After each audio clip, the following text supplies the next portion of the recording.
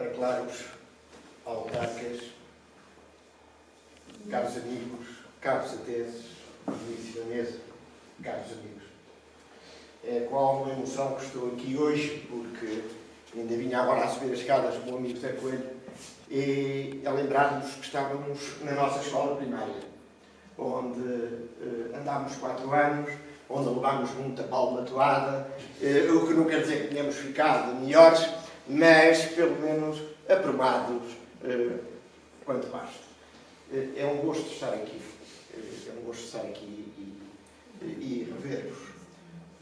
Também quero agradecer ao Dr. Cássio esta oportunidade de falarmos aquilino, porque falar aquilino é uma língua que deve ser lembrada e praticada a toda a hora, sem quaisquer espécie de escolhas ou esquecimentos.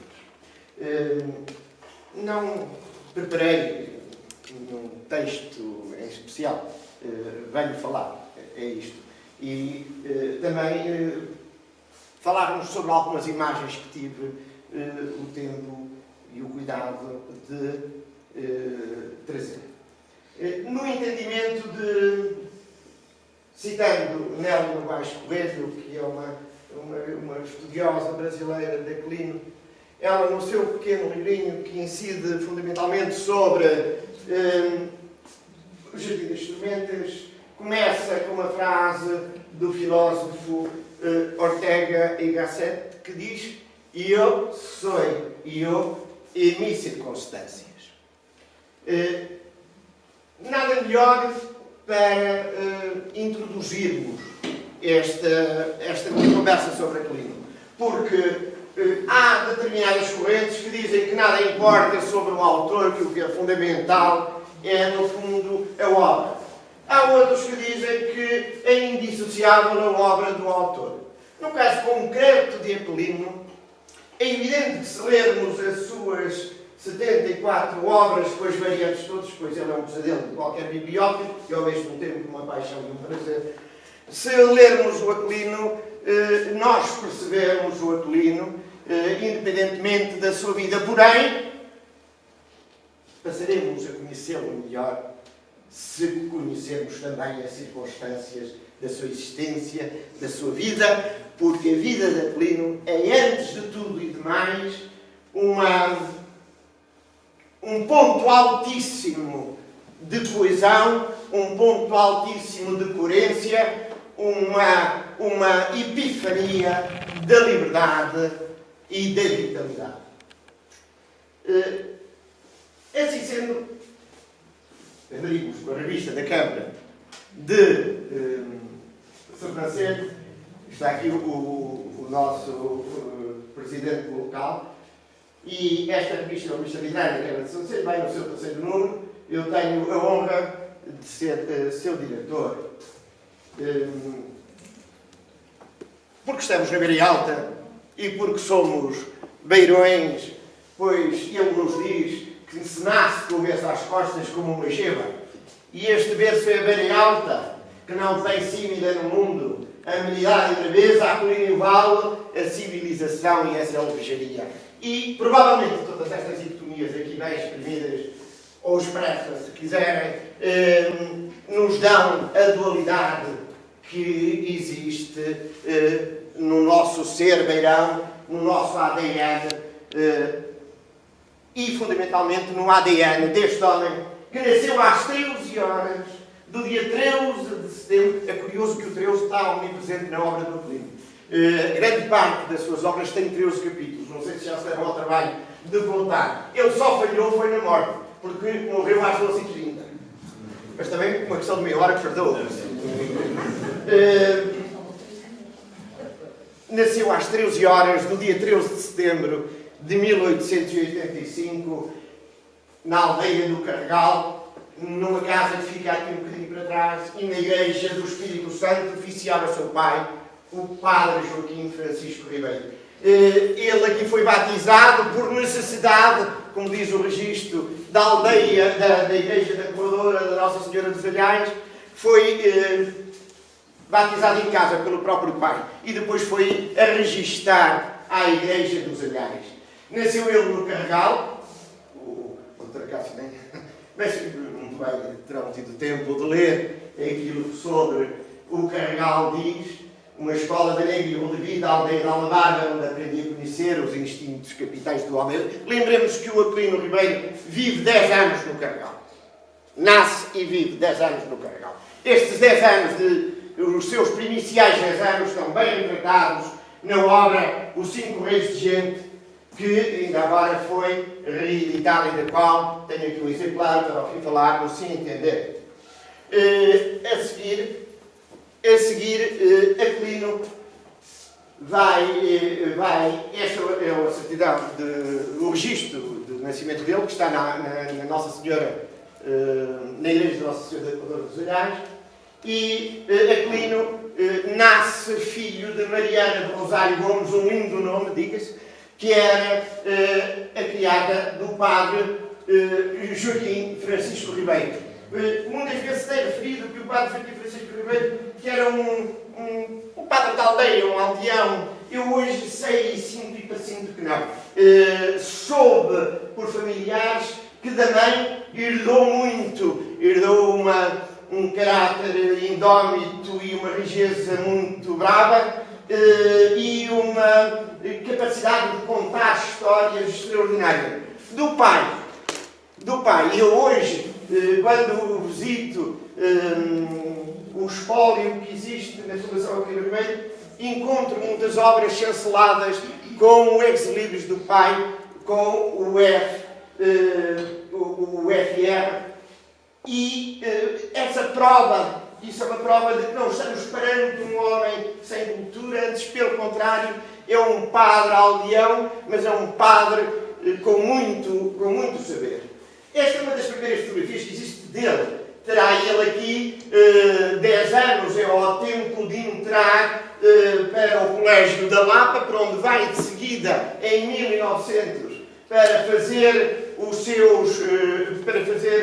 seus primeiros 5 anos de escolaridade.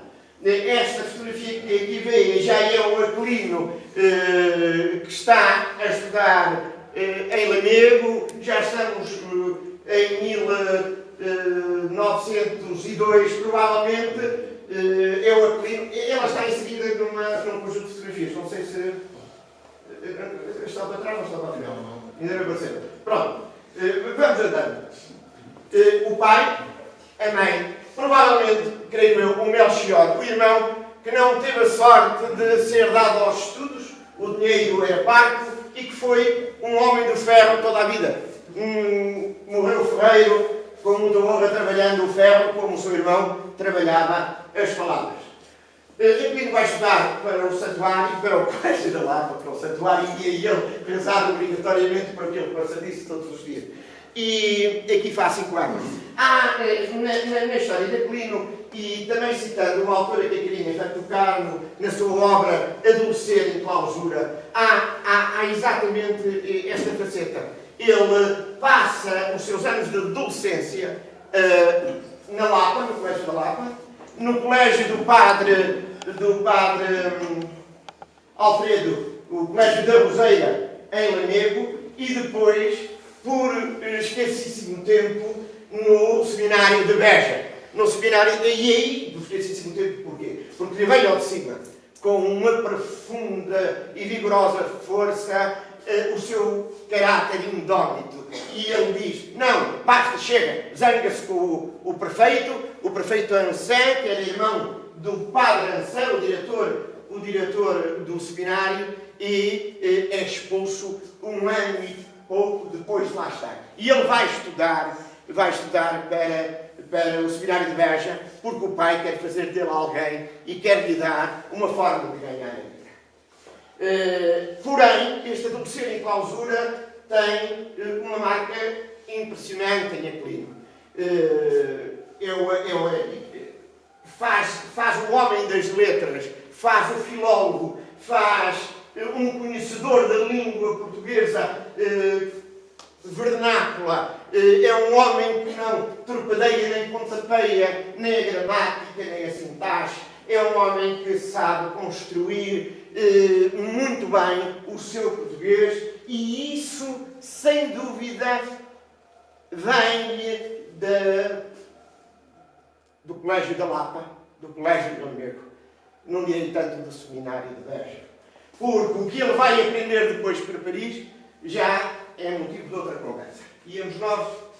Ora, aqui está, eu tirei esta fotografia que viram há bocado, que está um bocadinho esbatida, é ele aqui no Colégio da Lapa, com os seus colegas e com os seus professores. O ensino é um ensino ministrado por eclesiásticos, é um ensino muito normativo, é um ensino muito regrado, mas que tem em si argamassa fundamental para depois criar o português de lei em que ele se vai escrever. Aqui já é no Colégio da Roseira, em Lamego. Ele está aqui. Parece um Napoleão de mão ao peito. Também há uma fotografia muito interessante. Esta boa vivência que aqui se vê entre os garapitos que ficavam à frente e os diversos canídeos. Tudo muito satisfeito, muito romançoso. A fotografia está à frente. O meu auxiliar me falha. Aqui está ele. Já se pode começar a perceber um bocadinho o ar estanhado de Aquilino que ele nunca perderá ao fim da sua vida. Inclusivamente naquele cabelo ali, bem erguido, parece que viu um lobo daqueles que o uivavam.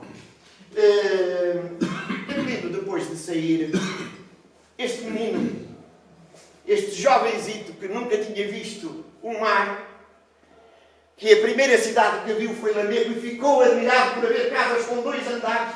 Era uma coisa fantástica, casas com 2 andares. Bem, nós ainda somos do tempo, o Dr. Zé Muniz está aqui que não me deixa mentir, chegávamos a Viseu e olhávamos para o arranha-céus. O arranha-céus tinha 5 andares e um elevador. Era uma coisa extraordinária. Nós ficávamos embasbacados. Não é? De Lamego vai para Beja, de Beja sai expulso pela sua personalidade indómita que lhe vem ao de cima, aqui emerge com muita força, chega a Lisboa em 1903, um jovenzinho olha o Tejo e fica admirado com a imensidão do mar. Claro que está, ele chegou logo, parou, pá, é um rio, o mar não é esse, mas para ele, habituado ao seu voo, àquele córrego pequenino que nasce mais ou menos ali ao pé da fonte das Vigárias, ou dos Vigários, é mais acima, mas fica bem nos roteiros pô-lo ali direto na cena fonte. E ele vai para Lisboa e fica, Lisboa marca de uma forma absolutamente notável. Ele cai em Lisboa e cai logo no grupo da rebelião, no grupo dos rebeldes, no grupo dos revolucionários, no grupo dos anarquistas, no grupo dos republicanos, no grupo dos carbonários, e aquele menino entrosa-se ali como truta no Paiva, como truta do Paiva, ali no nosso estimado autarca. Está uns tempos em Lisboa, vem a Soutosa, anda para baixo de cima porque não tem de viver. Não tem dinheiro. O pai vive parcamente e frugalmente. E ele faz umas escritas, começa a escrever para jornais, faz 2 traduções do Il Santo, do Fogazzaro, do italiano e do Jean Grave, Anarquia. Vive desses expedientes, mas mantém-se em Lisboa com muita dificuldade. Entretanto, em 1907, é preso. É a primeira vez que ele está mais um médico na Rua do Carrião, onde vivia num pobre quarto de pensão com o Dr. Gonçalves Lopes e o Belmonte de Lemos, que era caixeiro. Integra a Alta Venda. A Alta Venda é um braço armado da Carbonária. E a Carbonária, diremos que é o braço armado da maçonaria. Para nos exprimirmos melhor. Estão a fazer bombas. São bombistas aplicados. Mas o doutor Gonçalves está a fazer bombas e a fumar o seu charuto.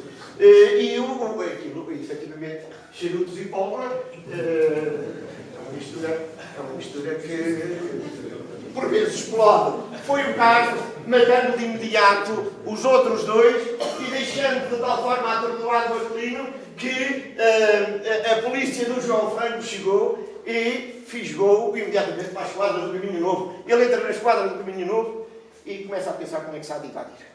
É a primeira coisa que ele pensa, depois de cair em si, começa a estudar a psicologia dos guardas, começa a perceber a lógica da invasão, o que efetivamente faz poucos dias depois. A família rocambolesca, nós não temos tempo porque os tiranos de Cronos, temos aqui dois, eu, o Dr. Cássio Pinto e o Dr. Carlos Silva. Nunca me deixam falar aquilo que eu quero.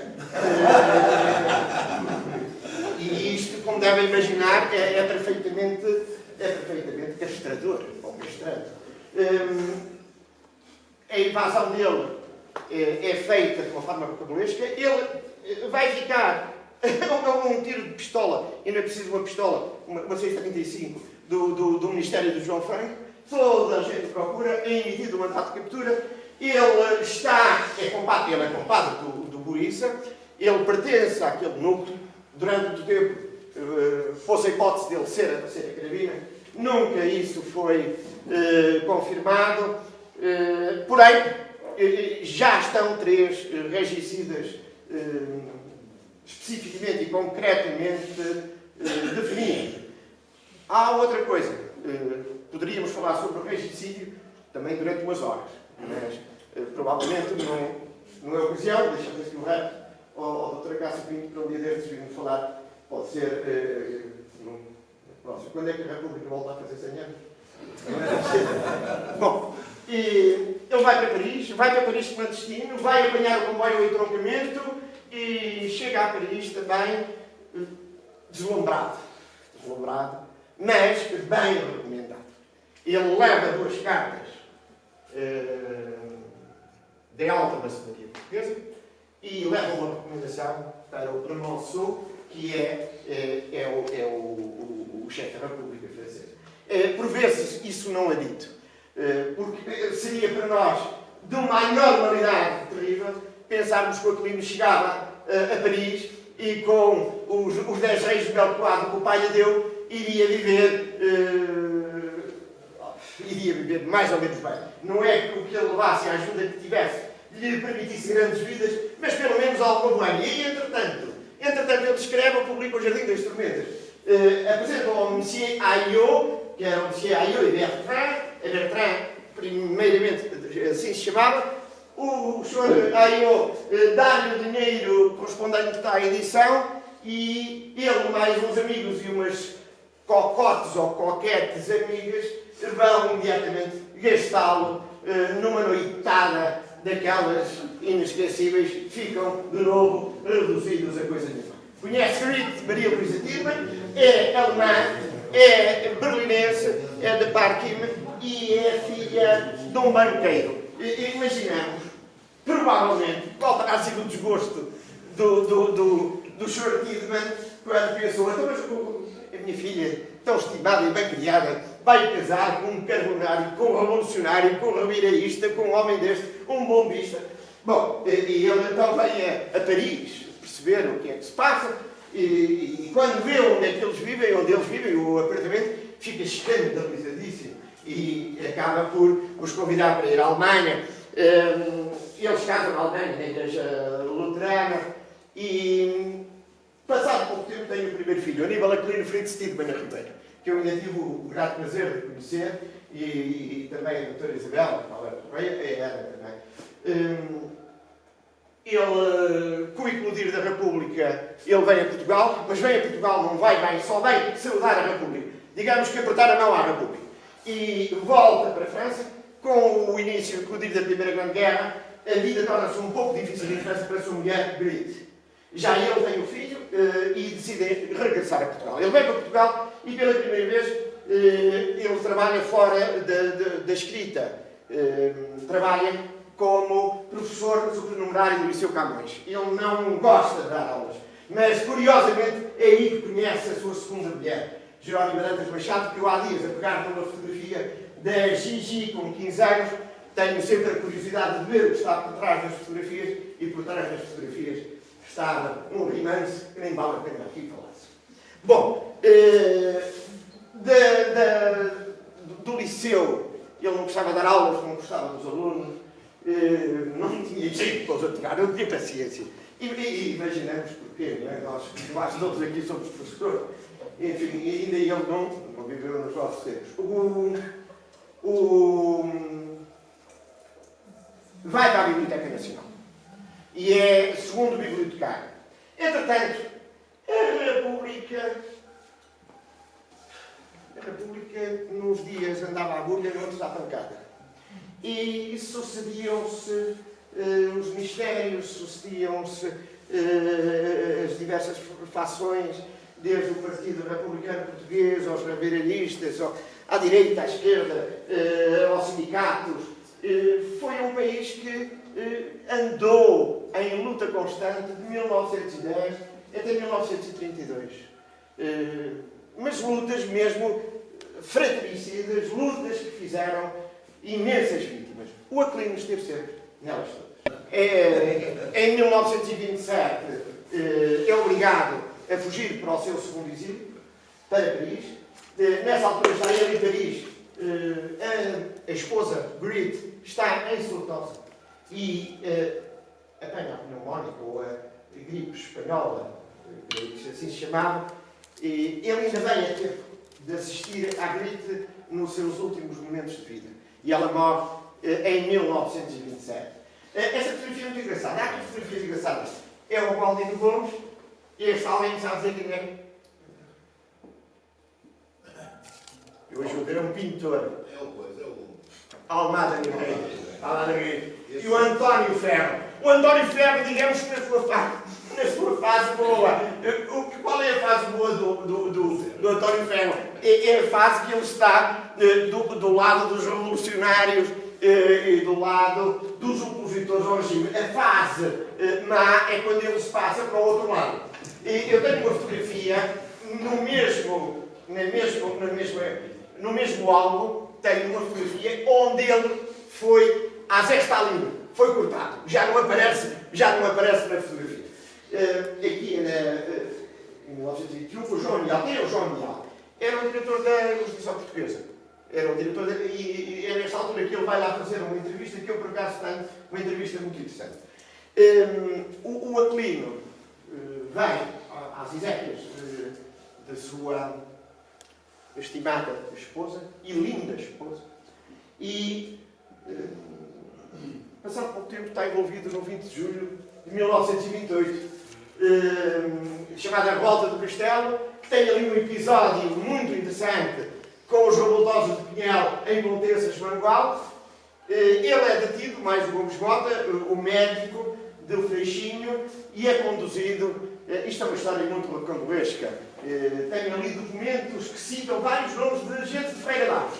Se houver aqui pessoas de Feira d'Aves, eu depois, se tivermos um bocadinho de tempo, falarei, porque Lamas, Castelo e Veiga tinham um forte núcleo de carbonários. Tenho aí os nomes deles todos. Revolucionários, homens muito tesos.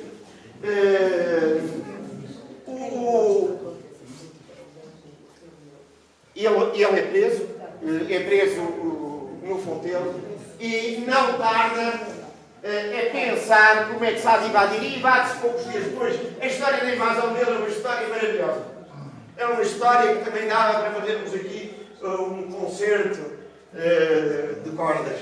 Ele, com a cumplicidade de algumas pessoas de Viseu, Cristóvão Moreira de Figueiredo, a sua mulher, a sua esposa, a Dona Emília Lebre, de Bragança, e mais outros amigos prepararam a fuga e ele saiu. E no dia 15 de agosto, dia da Nossa Senhora da Lapa, um homem agnóstico, mas que a considerava a sua madrinha, ele foge. Eu até tenho aí à frente, se o doutor Acácio nos deixar ver, isto é o alto de detenção dele em Mangualde, mais à frente. Isto é uma fotografia minha com o filho, o engenheiro Filipe Machado, 82 anos depois, mais ou menos no local onde ele foi preso. Esta fotografia é o Aquilino na prisão de Fontelo. É das raras fotografias que existe. Conseguia arranjar há dias. Ele está ali com um ar de quem diz assim, não estou aqui muito mais tempo. E, de facto, dias envolvidos. Este é o alto da invasão, fala na forma como foi feita, o que arrombaram, os danos que causaram, e eles já tinham fugido pela parte traseira do presídio do Fontelo e iam a pé. Veio, atenção, aqui um bocadinho só para trás. Tirei esta fotografia há dias, esta fotografia em Soutosa. Ele veio perseguido, veio a pé, a mata-cavalos, foi depois apanhado pela família em Fornas e foi, como andava tudo num sururu, em busca dele, ele veio-se abrigar neste penedo às espaldas de sua casa. Estamos em linha reta, talvez a 600, 700 metros. Isto é terrível, nem sequer é regular, o piso é inclinado e ele esteve aqui escondido e daqui conseguiu iludir a vigilância, a perseguição da guarda do regime para voltar ao seu terceiro exílio em Paris. Ele em Paris junta-se com um núcleo de reviralistas e de revolucionários e entre eles o seu futuro sogro, presidente da Primeira República, o Dr. Bernardino Machado. O Aquilino está aqui o sogro Bernardino Machado. Entretanto, ele conhece esta mimosa menina, que é uma Gigi para os amigos. Jerónima Dantas Machado, uma das muitas filhas do Bernardino Machado. O presidente Bernardino Machado tinha uma prole vastíssima. Das filhas, dos filhos, como veem, aqui está ela, bem bonita. O dia do casamento na Mairie de Montrouge, em Paris, em 1929. O Aquilino, no seu bilhete de identidade, nos diz que ele, aos 48 anos, tem 1,77 m e tem os olhos e os cabelos castanhos e de profissão escritor. O seu pai em Soutosa. A casa de Soutosa era a casa dos pais. E ele só veio a Soutosa esporadicamente durante as férias. Ele não vive em Soutosa. Vem e durante o tempo quente, porque a casa de Soutosa é uma casa fria. Há muitas fotografias dele em Soutosa. Ele em Soutosa recebia os seus amigos. Aqui com o filho, com o segundo filho, que entretanto já me esqueci, passei por cima disto, nasceu o segundo filho do segundo casamento, que ainda tivemos o prazer de conhecer, o engenheiro Aquilino Ribeiro Machado, que foi o primeiro Presidente da República, o primeiro Presidente da Câmara de Lisboa, no pós-25 de Abril. O seu amigo Código Fonseca da Gama, que foi padre em Vila Nova de Paiva, e o filho mais velho, que era juiz, apresentou-se como juiz desembargador, ou conselheiro, o mais alto, juiz conselheiro, e era um homem do PCP clandestino. Um homem do PCP com uma ficha extraordinária. Poderíamos aqui falar de várias coisas, do defeito que ele tinha na sua mão direita e da luva-treta que usava, etc. Os dois irmãos ainda nos bons tempos. Bom, Aquilino... Pois, temos que ir avançando.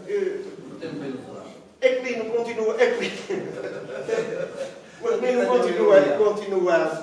continua a lutar pelos seus ideais. A vida à calma, ele vive no exílio até 1932, vai-se aproximando gradualmente, ele de Paris vai para Berry, de Berry vai para o Ustaritz, que é no sul de Espanha, no sul de França, nos Pirineus Atlânticos, depois vem para Vigo, de Vigo vai para Tui, e acaba por vir para Abadesa. Há uns amigos que lhe prestam uma casa em Abadesa, onde ele vai morar há uns tempos, antes de chegar a Lisboa, mais tarde é amnistiado. Gera-se um certo, finalmente, e também já não sem tempo, 32 anos, 42, 43, 44, 45, 47 anos, tem 47 anos Aquilino, quando encontra alguma paz de espírito, é quase ao meio século. E que ele aproveita muito bem para uma produção literária extraordinária.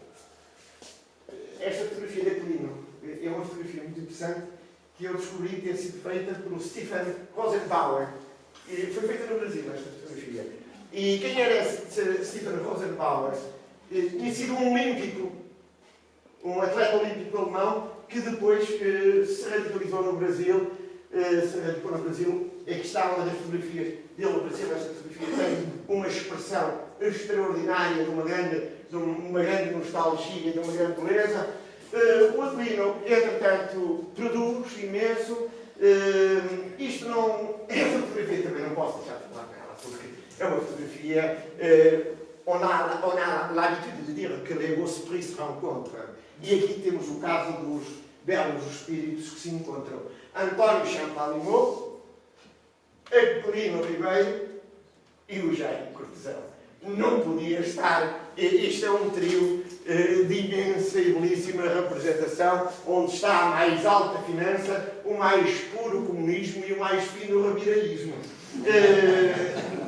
Dão seus mãos por vezes, nós é que não sabemos. O plenário de Panificado não acabou em Aquilino.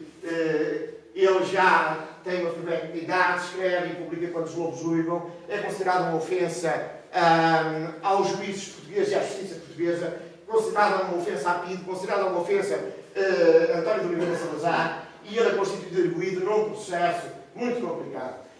Foi caucionado em 60 mil escudos. 60 mil escudos na altura era uma fortuna. E foi o seu advogado, o doutor Ilidoro, que apareceu com uma pasta cheia de dinheiro e abriu e lhe deu a liberdade. Entretanto, já se tinha criado um movimento brutal de apoio a Aquilino e de aversão a este ato repressivo que caiu sobre ele.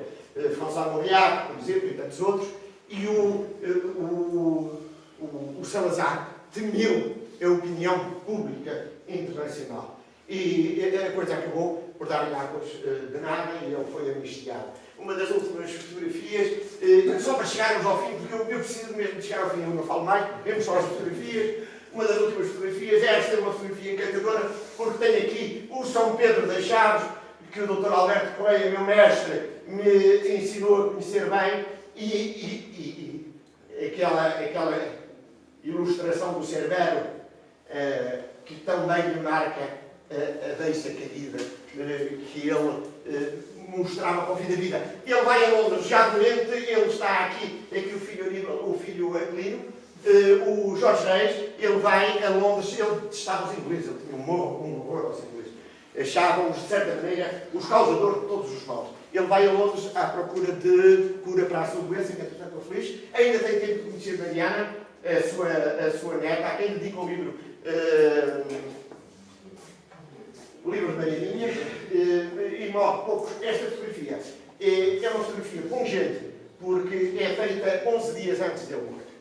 E há aqui no olhar dele para a sua mulher, Jerónima, fiel companheira até ao fim de seus dias, com a presença, digamos, tutelar do seu filho Aquilino, há aqui uma tristeza, uma pungência, uma premonição de fim de vida que se patenteia aqui de uma forma muito triste. Ele falece, entretanto, 27 de maio, vai passar muitos anos, em 2007, feito justiça, vai para o Panteão Nacional e vai ficar ao lado do seu amigo Oscar Carmona, contra quem tanto lutou e que o levou ao terceiro exílio, não era ele chefe da República. Agora, já na parte final, permitam uma lembrança. Se no Carregal, que passaria da Câmara de Sobranceiro, com a Bertrand foi apresentada a reedição dos 5 países de gente, e aqui está o grupo das pessoas que estiveram presentes nessa apresentação, não se deve dizer, mas passa tal como giro. E se ele foi apresentado, que é este livro, com uma ilustração do nosso pintor viziense, Pedro Albuquerque, e curiosamente com um prefácio do Dr. Jorge Coelho, o que também é interessante. E